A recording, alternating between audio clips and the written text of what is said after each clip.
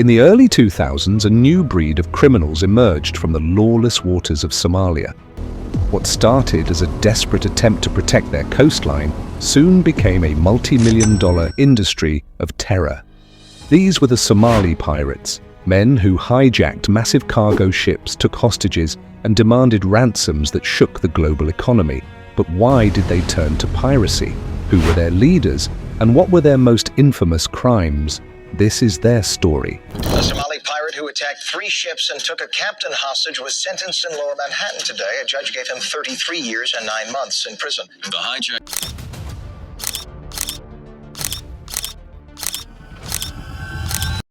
To understand Somali piracy, we must go back to the 1990s. Somalia was a nation in chaos, torn apart by civil war. With no functioning government, the country's waters became a free-for-all for illegal fishing and toxic waste dumping. Somali fishermen, once able to make a decent living, found their resources stolen. Left with no alternative, some of them armed themselves and began attacking foreign vessels. Initially, they claimed to be protecting their waters, but as the ransoms grew, so did their ambitions. As piracy became more profitable, it attracted warlords and criminal masterminds. These men built vast networks, turning piracy into a full-fledged business.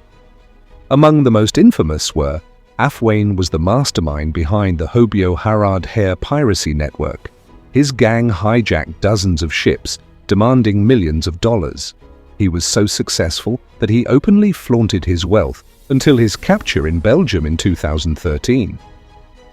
Then there was Abduwali Muse, the young pirate responsible for one of the most famous hijackings in history, the Maersk, Alabama incident. His gang seized an American cargo ship, taking its captain hostage.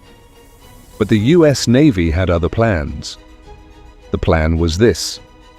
During the Maersk, Alabama hijacking, in April 2009, the primary US response was a Navy SEAL rescue operation, which successfully freed Captain Richard Phillips.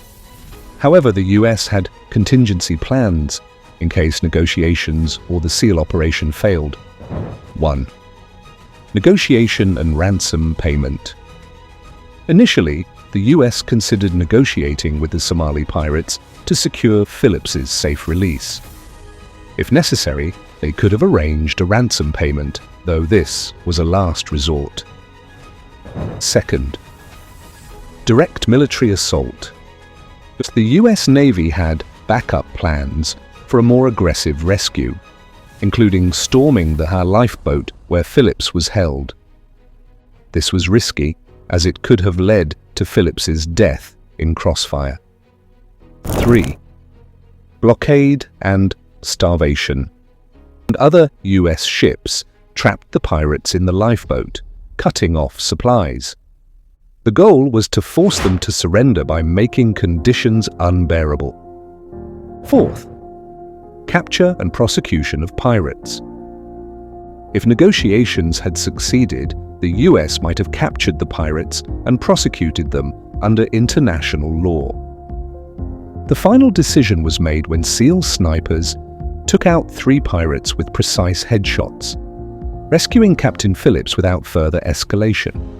In November 2008, Somali pirates pulled off one of their biggest heists, the hijacking of the MV Sirius Star, a Saudi supertanker carrying $100 million worth of crude oil. The pirates demanded a $25 million ransom. After 2 months, they were paid $3 million, making it one of the largest ransom payments ever. It was the hijacking of the MV Sirius.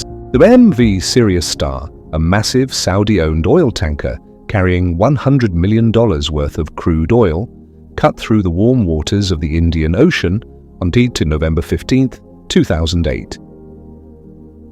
Its crew of 25 had grown accustomed to long, uneventful voyages until that fateful morning. The attack. Captain Kostas Dimitriou. A veteran mariner sipped his coffee on the bridge, scanning the horizon. The Sirius Star was over, 450 nautical miles southeast of Kenya, well beyond the usual range of Somali pirates. No one expected an attack this far out. Then the radio crackled with an urgent voice from a crewman. "Captain!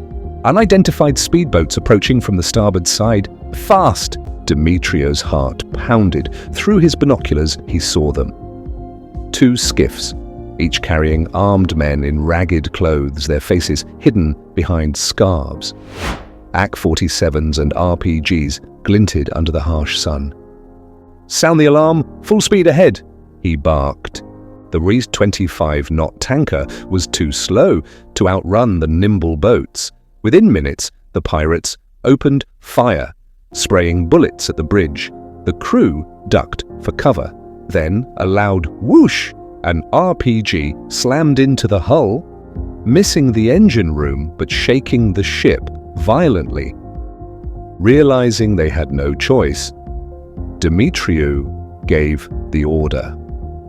"Stop engines! We surrender." The pirates, led by a man known as Abdullahi Black Eye Hassan, stormed aboard, their weapons raised. They forced the crew to the deck at gunpoint. "No one fights, no one dies," Hassan growled in broken English. "You are valuable. Your ship is valuable." For days, the Sirius Star drifted toward the Somali coast. The pirates celebrated their largest ever prize, over 3 million barrels of oil worth $100 million. Meanwhile, the world reacted in shock. Never had a vessel this size been taken.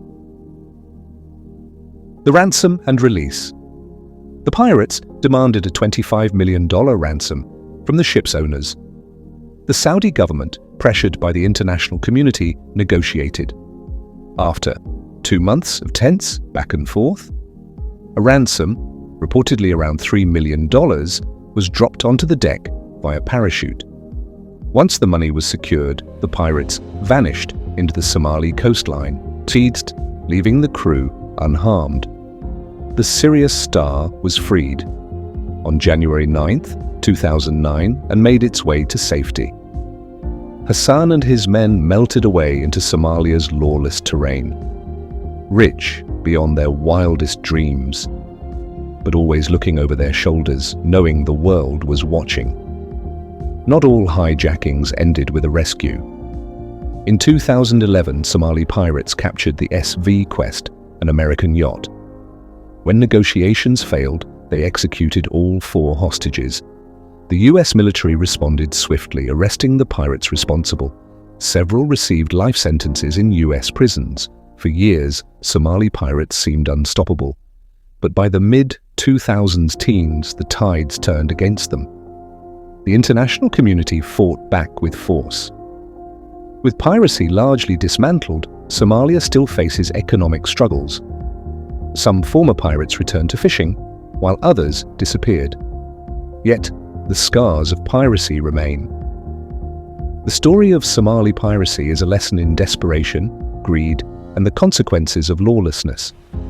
Though the golden age of Somali piracy is over, the world must remain vigilant to ensure history does not repeat itself. This was the rise and fall of Somali piracy, one of the most feared criminal enterprises of the 21st century.